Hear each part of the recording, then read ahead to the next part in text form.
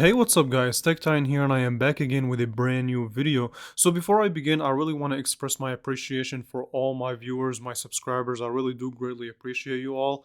With that being said, today we're going to be taking a look at the Galaxy A54 5G 3 months later. Well, kind of 3 months later, it's almost been four. But with that being said, here are the things that I love about this phone so far.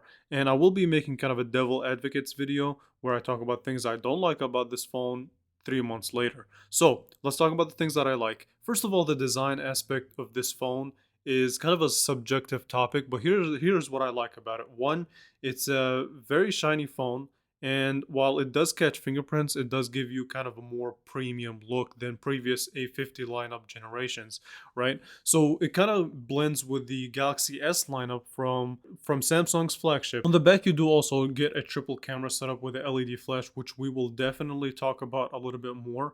But the bottom of the phone is where things can get really interesting. So the speaker on here is fantastic. You get two microphones as well as USB-C that does support decently fast charging. That being said, the next thing that I like about this phone, and I don't think it will grow old, is this display. So this is a 1080p OLED, really bright, really vivid, high quality Samsung panel, and I don't think it will age, right? It will be really tough. But basically this display here is what makes this phone kind of a really special phone in my opinion. So a very fantastic display. The peak brightness on here, listen to this, is 1000 nits. So a very bright and can be used really well in outdoor conditions. So the Samsung does get a thumbs up in that regard. It also does support 120 hertz display. So to this day, this display is still fantastic. I don't think I will change my mind about it. Always on display. In addition to that, double tap to wake and double tap to sleep. Or these are things that definitely make this display worthwhile. So kind of you can think of it, it's not up to par with their flagship displays just because of brightness and color adjustments differences, but for the most part it keeps up with a lot of flagships, let me tell you that for sure. So very sharp, very vivid. It's not 2K, it is only capped at 1080p, but that's not really a big deal in my opinion. And like I said, it also does support a high refresh rate up to 120 hertz. Obviously, if you want to, get longer battery life, go ahead and change it to 60 hertz. But if you want to enjoy the phone that you bought, keep it at 120 hertz. I think you'll really enjoy it. And content consumption is where it's at, right, with this screen. And basically, it's no other than an enjoyable experience with a fantastic speaker like that. Add to that the great display. I think you got a winner in the display department for sure. All is a big factor to why I think this phone is as good as it is. All right. So now let's switch topic of conversation, talk a little bit about the camera experience.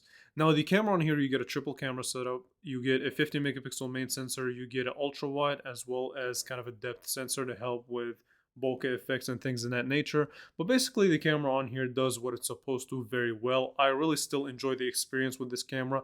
It's it's up to par to phones at this price point, and the addition of a wide angle lens make it more enjoyable experience. You do get Samsung's, classy kind of saturated colors, and you can also record up to 4K video. If you want optical image stabilization and video stabilization, you'd have to switch to 1080p, but the focus on here in video mode is really good. And I think for people who want to use this for kind of social media, or you want to start social media and be kind of an influencer, this would be a kind of a good start if you don't have a lot of money to spend on a professional camera or a high-end phone. I think this will be a fantastic start in my opinion.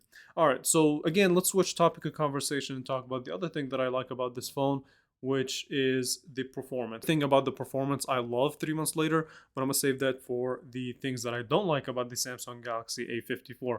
So basically the things that I still like is the fact it does have 6 gigabytes of RAM, and for reference, the multi-core and single core performance is 1012 and 2818, which keeps up to a decent level, which gives you kind of a decent level performance on paper. But here's my experience so far, 3 months later.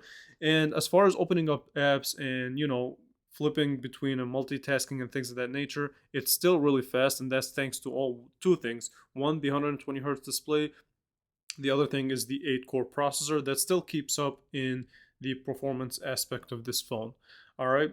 The other thing that I want to talk about is the battery life. So on here you have a 5000 milliamp hour battery, which to this day, and I think over time it is going to degrade, but as far as I'm concerned, 3 months later it still is a fantastic battery that lasted me way over a day. So that's definitely a thumbs up on Samsung's end. Now the thing that I want to talk about though here is that while it does support fast charging, it's not as fast as like a crazy OnePlus devices, or those 50-watt chargers or 40-watt chargers or even 80-watt chargers. It only caps at 25 watt. So keep that in mind. While it does charge fast, the battery life on here is still excellent. So battery is one of the great things about this phone that I still love 3 months later. All right. So really quickly, I want to also talk about the in-display fingerprint, which is really nice to see on kind of a mid-range devices, right? So the in-display fingerprint is for the most part fast and reliable for obviously in-display fingerprint sensors.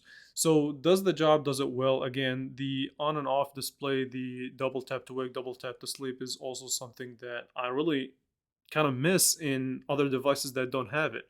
Basically, these are the things that kind of I like about this phone so far 3 months later. Now, it's not all sunshine and rainbows. There are definitely things that I do not like about this phone 3 months later. That video is in the works, so make sure you subscribe to the channel so you don't miss out.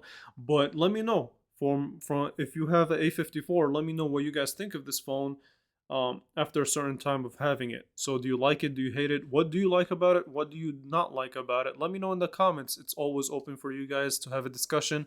And with that being said, I will catch you guys in the next one. I appreciate you all for watching. See you soon. Thank you for watching.